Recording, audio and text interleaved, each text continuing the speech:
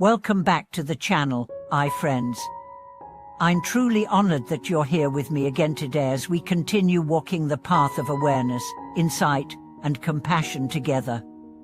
If you've ever felt overwhelmed by your emotions, if you've ever wondered why your mind keeps spinning in cycles of craving, anger, and confusion, this episode is for you. Today, we explore a core question of the spiritual path. Can we really overcome greed, hatred, and delusion? And how does the Buddha teach us to reflect inward and reclaim our freedom? In Buddhism, these three poisons, greed, hatred, and delusion, are not just abstract concepts. They are the very forces that keep us spinning in samsara, the endless cycle of birth, death, and rebirth. They are not out there, they are within us, but they're also not permanent. They can be understood, they can be dissolved, and the path toward that freedom begins not with escape but with reflection. Let's begin with a mirror. Imagine you're standing in front of a mirror, but it's foggy. You can't see yourself clearly. That fog is your mind, clouded by the three poisons. Greed is the longing that never ends. Hatred is the fire that burns both the target and the vessel. Delusion is the fog itself, the confusion, the ignorance, the mistaken identity that says, I am this body, I am this ego, I am my desires. The Buddha didn't teach that these poisons make you evil. He taught that they make you lost. And so, the path of Dharma isn't about judgment. It's about recognition. First, you see the poison. Then, you see its source. Then, you learn to no longer feed it. Let's take greed first. Greed doesn't only mean money or possessions. It means wanting more pleasure, more approval, more power, more security, more love, more of everything. It's a thirst that's never quenched. You scroll through social media, and suddenly you want someone else's life. You walk past a shop window, and suddenly your clothes seem outdated.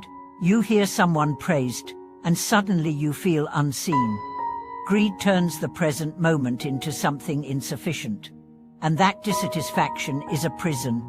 But when you see greed arise in your mind, not as something to be ashamed of, but as something to understand, you reclaim your power.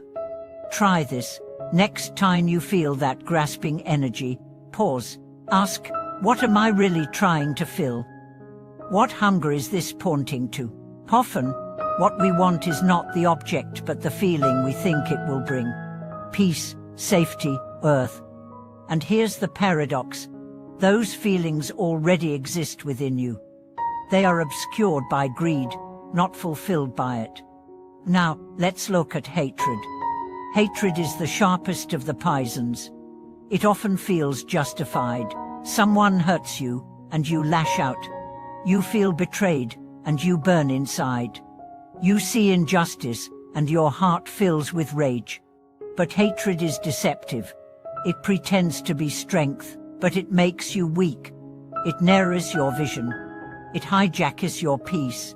It turns your mind into a battlefield. The Buddha taught that hatred is like picking up a burning coal to throw at someone. You are the one who gets burned first. So what do? Again, we reflect. When anger rises, instead of reacting, we observe. Where is it in the body? What thoughts fuel it? What story am I telling myself? Then we breathe. We soften.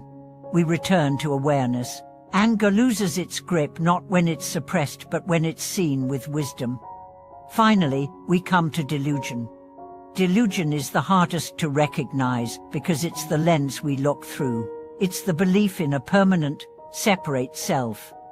It's the idea that this body, these thoughts, these roles we play, are all there is. Delusion keeps us chasing illusions. It makes us forget our nature. It replaces awareness with autopilot. But the good news is this.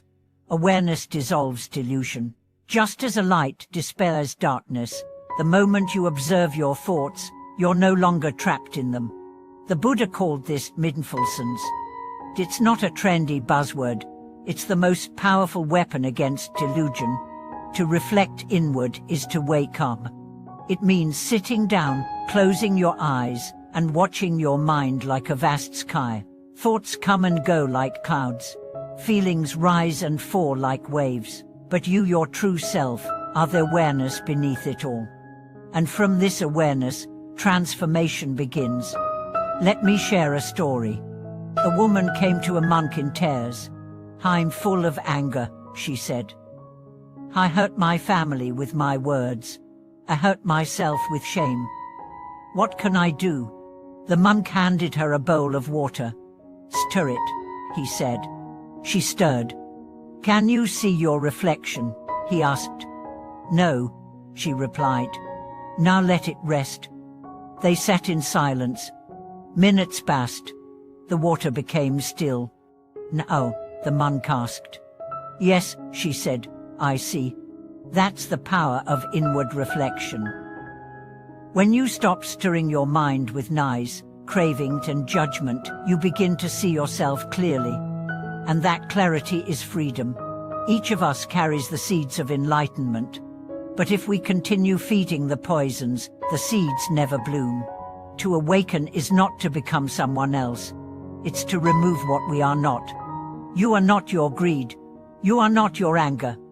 You are not your confusion. You are the sky that holds them all. Now, how do we practice this daily? Start small.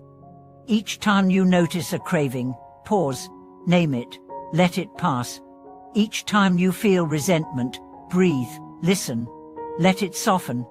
Each time you find yourself lost in thought, return to your breath. Come back home.